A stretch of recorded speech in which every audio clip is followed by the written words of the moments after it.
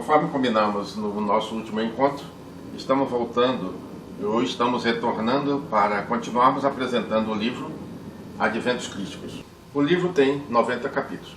Então o próximo capítulo, o de número 14, fala sobre cristianizar sem dogmas, mas com amor crístico. É uma mensagem, uma proposta, é um capítulo bem claro para todos nós, considerando que Jesus foi o que foi. Não precisou de nada externo para apresentar-se nem apresentar a divindade. Comentou sobre as coisas dos céus e da terra com a maior naturalidade. Em nenhum momento ele nos induziu à clausura, à criação de dogmas ou nada que não estivesse condizente com a lei da vida, a lei da evolução. Então a espiritualidade hoje comenta sobre o cristianizar sem dogmas. Mas para cristianizar, ou seja, para absorvermos a mensagem do Cristo trazida ao mundo por Jesus, é preciso que nós aceitemos aquele humano que, na condição de representante desse Cristo, deixou sua mensagem para o nosso mundo. A espiritualidade então fala para nós que para cristianizar, ou para que a sociedade atinja a sua cristianização, é preciso antes que ela adquira a sua cristificação. Porque cristianizar é trazer a mensagem na nossa consciência do Cristo planetário, apresentada para todos nós através do seu Filho amado, Jesus de Nazaré. Então diz a espiritualidade, antes de cristianizar, é preciso que o homem consiga se cristificar, ou seja, conhecer o humano, Jesus de Nazaré, na sua condição de um ser biológico que atendeu às leis normais do mundo material, do plano físico, que sentiu vontade, que teve o calor, teve o frio, teve fome, tudo como um ser biológico, para que nós venhamos a aceitar a mensagem que ele trouxe na condição de representante desse Cristo ou dessa divindade. Em outras palavras, enquanto nós não aceitarmos o humano, não aceitaremos a mensagem, a mais divina, que esse humano apresentar. Então, antes de cristianizar, é preciso que nós busquemos essa conscientização, interagirmos de maneira plena com o representante da divindade, o Nazareno Mestre. O sacerdote é talhado para os ideais superiores. A partir de agora, como falamos, sacerdócio deixa de ser aquelas coisas convenientes, aquelas posturas bem materiais, bem convenientes de acordo com as necessidades externas, quando que agora será uma coisa muito mais dedicada pela consciência da alma. Então o sacerdote, no sentido pleno da palavra, feito de espíritos trabalhados, principalmente quem vai representar o mundo maior, o mundo espiritual, trabalhado através dos séculos, dos milênios, e repetindo o que falamos anteriormente. O sacerdócio improvisado deixará de existir no planeta Terra na era do mentalismo. A espiritualidade também colocou, e nós colocamos um capítulo sobre a divulgação. Para divulgarmos a mensagem, nós que de agora em diante, na Terra, todos nós estaremos conscientes de que somos médiuns, então estaremos intermediando a vontade suprema que vem de Deus e a necessidade da humanidade. E esse ser supremo, nosso Criador, se faz presente através dos seus prepostos, dos seus emissários. Então, no contexto dos adventos crísticos, esse espírito que tem a responsabilidade maior de expandir essa palavra, assessorando os encarnados, é Antônio de Pádua, o nosso ilustre Antônio da Eloquência Divina, assessorado mais diretamente por outros dois espíritos maravilhosos, Tomás de Aquino e Boaventura, ou Bonaventuride. Então o Antônio de Pádua tem essa responsabilidade, levar aos quatro cantos do mundo a palavra de renovação cristã. Nessa condição, então, a sociedade, os encarnados, os médiuns, ou aqueles que vão intermediar a vontade do Cristo Pai, estarão assessorados principalmente por Antônio de Pádua. Um outro item que a espiritualidade pede é a postura cristalina dos ungidos para o ministério da fé. Então, através dos séculos, milênios, eras, conforme a gente sempre fala, determinados espíritos foram ungidos antes de reencarnarem, para que agora, nessa fase de transição do mundo, pudessem apresentar a proposta de renovação cristã. Esses espíritos encarnados receberam aqui na Terra o nome de detentores, títulos ou título passado pelo mundo espiritual superior. Esses detentores também têm a tarefa sagrada de imantarem, auxiliarem no despertar da consciência de outros encarnados, que também farão parte dessa proposta adventista, sustentando a mensagem, divulgando a mensagem e levando consciências a refletirem quanto ao sentido sagrado da vida.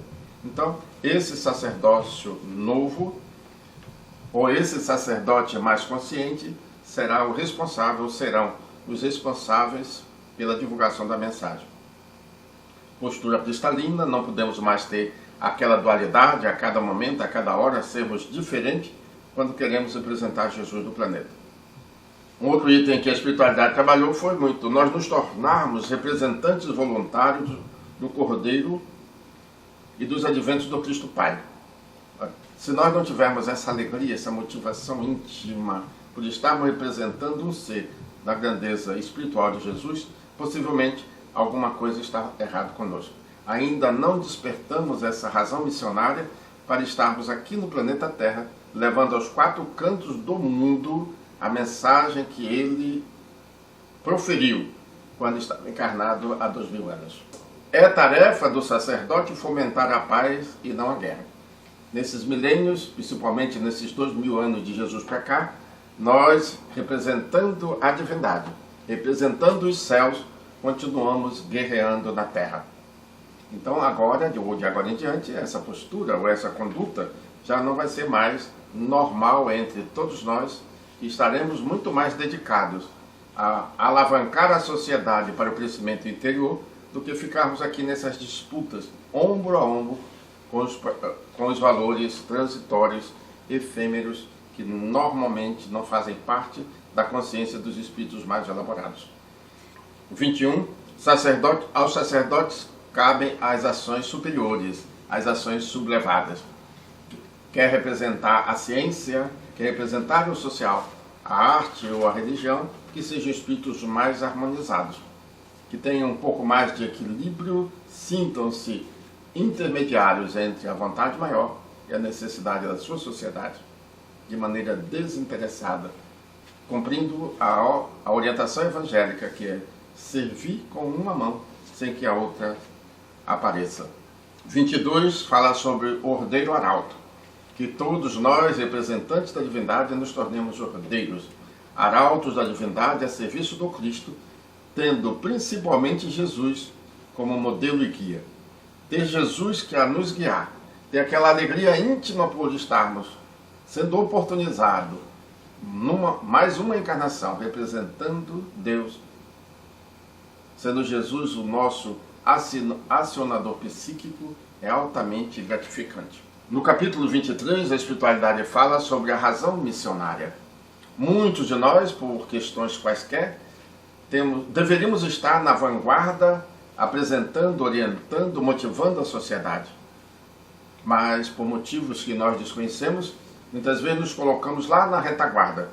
Esquecemos de desempenhar a tarefa, a função, o compromisso que nós assumimos com os céus quando estivéssemos na Terra. E a vida passa, a reencarnação é muito rápida, é muito curta, e muitos que deveriam estar à vanguarda não conseguem assumir perante a sociedade o compromisso para orientá-la. Um item muito importante que a espiritualidade colocou, está no capítulo 24, é sobre o gorjeio sagrado da ave rara, que é Francisco de Assis. Entre tantos espíritos maravilhosos que estão integrados às sagradas fileiras, ou seja, à corte de espíritos especiais, espíritos iluminados, ascensionados, que orienta a reformulação dos valores da sociedade, encontra-se Francisco de Assis. O Francisco de Assis, nosso mestre amado, um ser divinamente querido pela humanidade inteira, independente de religiões, de facções religiosas, independente de qualquer coisa. De qualquer evento, o Francisco de Assis consegue tocar o coração de todos os humanos do nosso planeta. Esse ser tem uma tarefa sagrada entre todos nós. E a espiritualidade, então, reduziu a palavra Francisco por Francis e colocou um roteiro, e nós colocamos nesse capítulo, um roteiro como o homem deve conduzir a sua vida no terceiro milênio. Então transformou Francis num acróstico e atribuiu a cada letra da palavra Francis uma frase. Então F colocou: o espírito precisa crescer. O primeiro passo é usar o F da fraternidade. O segundo, o R do renascimento. Aquele homem velho, tão citado pelo Evangelho, ser substituído por um homem novo a cada segundo, a cada instante da sua vida, através de novos conhecimentos. O R de Francis é despertar em nós a essência de Deus que todos nós somos portadores, o amor. O N, amarmos a vida amando a natureza. A natureza é uma fonte eterna para alimentar a vida mental, emocional, biológica de todos nós, seres viventes no planeta. O C, da compreensão para com as fraquezas alheias. Precisamos crescer, queremos crescer, e enquanto não respeitarmos as dificuldades existenciais, a dificuldade dos nossos semelhantes, porque nós vimos a parte externa, nós observamos os homens, os seres humanos, só a capa. Dentro de cada corpo tem uma consciência espiritual. E se essa consciência não tiver experiência de Deus, cabe àqueles mais lúcidos compreenderem as fraquezas dos nossos companheiros. O I de Francis vem: hoje, amanhã ou na eternidade, todos nós nos irmanaremos. Então vem a irmanação. Sentirmos aquele prazer, aquele bem-estar no exercício direcionado para quem ainda não tem um polimento espiritual superior, para convivermos e vivermos com os nossos semelhantes. A vida biológica é um eterno desafio. E entre todos os desafios, despertarmos esse crescimento interior, nos irmanando com a sociedade dos humanos e de todos os seres que fazem parte da criação de Deus.